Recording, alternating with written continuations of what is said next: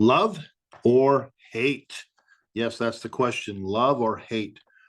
Which one dominates your life and why? I want to make a video here just to encourage people that we are called to love each other. Now, man, it seems like there's so many different reasons to hate each other, whether it's political, whether it's race, whether it's our backgrounds, and we can come up with 1,000 different ways or reasons why we shouldn't like certain people or hate people, and it's just not ever conducive. It's never going to be a good thing in our life when we allow hate or bitterness to rule our lives. I wrote this book.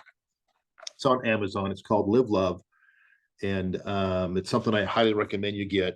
And I want to just kind of skim through it. This is not a long message. This is a very short video, but I've been a Christian for a long, long time, like since 1987. So roughly 37, 38 years. And when you become a Christian, you do not become perfect. You don't become better than somebody else, or you're not up here and the rest of society is down here. We're just people that are forgiven and understand that we've been forgiven by God. And I just want to encourage you that God calls us to love people. When we look at the life of Jesus and we see just so many different examples, whether it's the story of Zacchaeus, who was an outcast in his own town, or whether it's the Samaritan woman in John chapter 4, who had been married 5 times and divorced 5 times and was living with a man.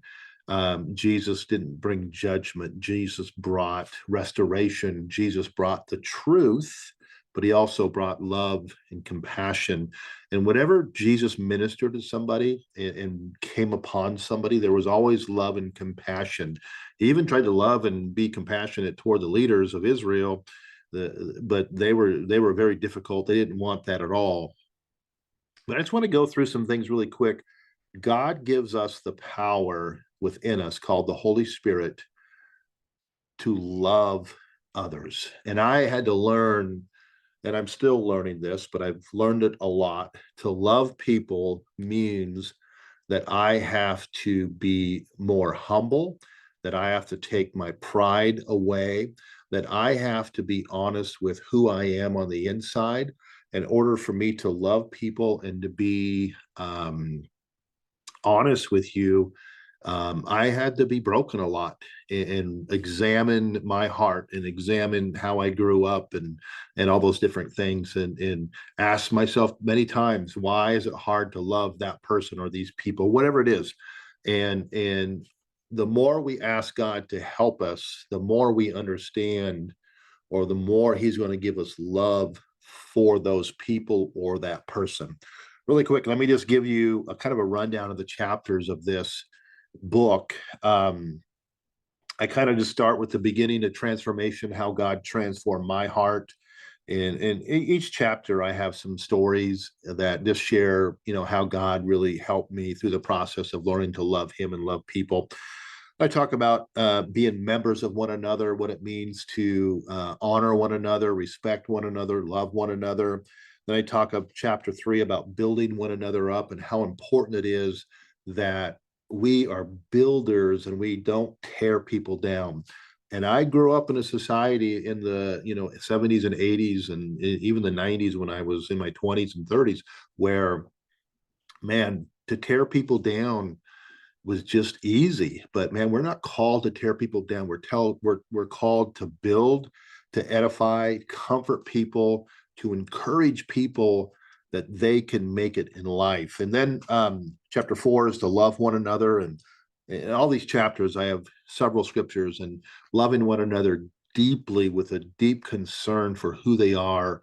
And then I go into how we're to pursue good in people and not evil, and not respond with evil when something happens to us, but we're to pursue good and not respond with evil. It's really easy to pick people apart, but if we humble ourselves, do we encourage and do we pursue the good in people and say, hey man, I see these things in your life and you could really be successful, and or whatever it might be. Then I talk about caring for one another, encouraging one another, and helping one another in chapter 6. Chapter 7 is bearing one another's burdens, whether you're with your spouse, your family members, your friends, or whatever it is, that we are to bear one another's burdens. And then chapter 8, be kind and compassionate to one another. Again, all these things God instructs us. These are commandments from the Lord, but he empowers us. And when we fail at one of these, which we do, he helps us. The Holy Spirit helps us. He convicts us and says, hey, Van, you weren't very kind to that group of people yesterday, or that person. And then I get the chance to go back and say, you know what, I'm sorry for what I did, or how I talked, or whatever I did. It wasn't kind or compassionate, and I'm sorry for that. So God works on us, but we have to humble ourselves in order to make it right. And then chapter 9 is consider one another more important than each other, serve and submit to one another. Ooh, baby. We are, wherever we go, whether we work with people, go to school with people, whatever it is, we are to serve and to submit to one another. And that means we have to humble ourselves and love and have compassion for everybody. Then I talk about forgiveness and harmony, how to forgive each other, and that the commandment to forgive is so important, how to live in harmony. Then I end with just the most important act of love we can do is obey God. Now, are we perfect at that? No, we fail at that. But as we fail at that, then what we do is we go, oh man, I should have done that differently, or I said something that was rude. We get a chance to go back and love by saying, hey, I'm sorry. Would you please forgive me for what I did? That's real love when we do that, and not just as Christians, we sit up here and we think that we're above people, because we're not above people at all. We actually are called to love everybody, not only each other, but to go out and love the world just like Christ loved us. So this is Mountain Preacher coming at you from Spokane. I just want to encourage you, Live Love. It is on Amazon. I encourage you to get it. It's becoming more like Christ in what we think, what we speak, and how we act.